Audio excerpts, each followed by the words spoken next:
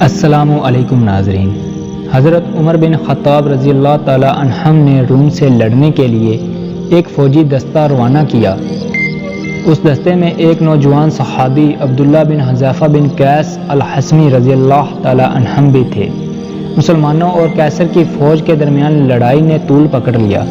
کیسر مسلمانوں کی بہادری اور ثابت قدمی پر حیران ہوا اور حکم دیا کہ مسلمانوں کا کوئی جنگی قیدی ہو تو حاضر کیا جائے۔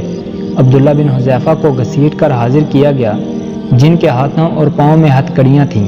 کیسر نے ان سے بات چیت شروع کی تو ان کی ذہانت سے حیران رہ گیا۔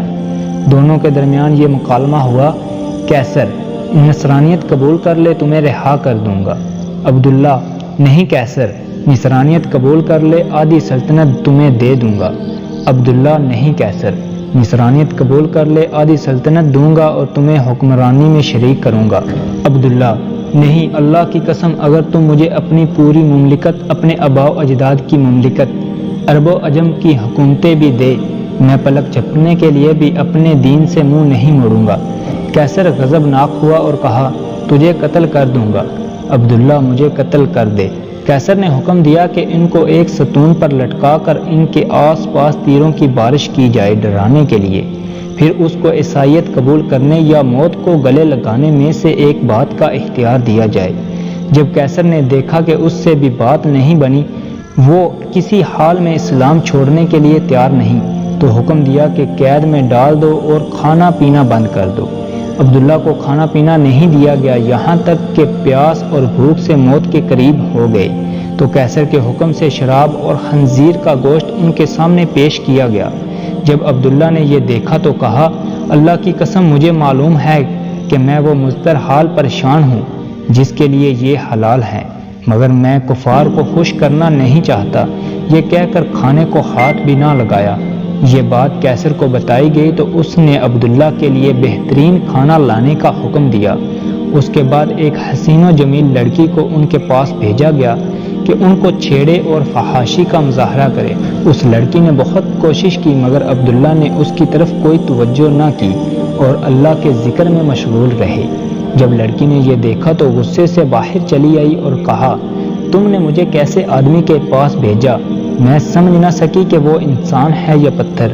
اللہ کی قسم، اس کو یہ بھی معلوم نہیں ہوا کہ میں مذکر ہوں یا مؤنث۔ جب کیسر کا ہر حربہ ناکام ہوا اور وہ عبداللہ کے بارے میں مایوس ہوا تو ایک پیتل کی دیگ منگوائی اور اس میں تیل ڈال کر خوب گرم کیا اور عبداللہ کو اس دیگ کے سامنے لایا گیا اور ایک اور مسلمان قیدی کو زنجیروں سے باندھ کر لایا گیا اور ان کو اٹھا کر اس ابلتے ہوئے تیل میں ڈال دیا گیا، جن کی ایک چینک نکلی اور دیکھتے ہی دیکھتے ان کی ہڈیاں الگ ہو گئیں اور تیل کے اوپر تیرنے لگی۔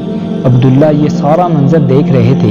ایک بار پھر کیسر نے عبداللہ کی طرف متوجہ ہوا اور نصرانیت قبول کرنے اور اسلام چھوڑنے کی پیشکش کر دی، مگر عبداللہ نے انکار کر دیا۔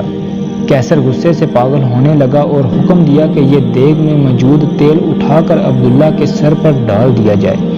جب کیسر کے کارندوں نے دیگ کھینچ کر عبداللہ کے قریب کیا اور اس کی تپش کو محسوس کیا تو عبداللہ رونے لگے۔ آپ کی ان خوش نصیب آنکھوں سے آنسو ٹپکنے لگے جن آنکھوں نے رسول اللہ صلی اللہ علیہ وسلم کا چہرہ انور دیکھا تھا۔ یہ دیکھ کر کیسر خوشی سے جھومنے لگا اور کہا: عیسائی بن جاؤ، معاف کر دوں گا۔ عبداللہ نے کہا: نہیں۔ کیسر پھر رویا: کیوں؟ عبداللہ: اللہ کی قسم، میں اس لیے رو رہا ہوں کہ میری ایک ہی جان ہے جو اس دیگ میں ڈال دی جائے گی۔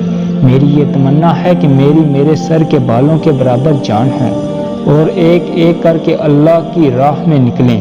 یہ سن کر کیسر نے مایوسی کے عالم میں عبداللہ سے کہا: کیا یہ ممکن ہے کہ تم میرے سر کو بوسہ دو اور میں تمہیں رہا کر دوں؟ عبداللہ: اگر میرے ساتھ تمام مسلمان قیدیوں کو رہا کرتے ہو تو میں تیرے سر کو بوسہ دینے کے لیے تیار ہوں۔ کیسر: ٹھیک ہے۔ عبداللہ نے اپنے ساتھ دوسرے مسلمانوں کو رہا کرنے کے لیے اس کافر کے سر کو بوسہ دیا اور سارے مسلمان رہا کیے گئے۔ جب واپس عمر بن خطاب رضی اللہ تعالی عنہ کے پاس پہنچ گئے اور آپ کو واقعہ بتایا گیا تو عمر نے کہا: عبداللہ بن حذیفہ کے سر کو بوسہ دینا ہر مسلمان پر ان کا حق ہے، اور خود اٹھے اور عبداللہ کے سر کو بوسہ دیا رضی اللہ عنہم۔ کیسی سیرت تھی صحابہ کی، کیسی قربانیاں تھی ان کی کیا یہ اپنے بچوں کو پڑھانا چاہیے؟ بلکہ یہی اصل ہیرو ہیں زندگیوں کے۔ پر آج کل ہمارے پاس اپنی اولادوں کو اسلام کے ہیرو کے بارے میں بتانے کا وقت ہی نہیں۔ ہماری اولادیں یہ تو جانتی ہیں کہ سپر مین، آئرن مین، بیٹ مین یہ ہیرو ہیں جو سب خیالی ہیں۔ یہ علم ہی نہیں کہ اصل ہیرو کون اور کیسے ہوتے ہیں۔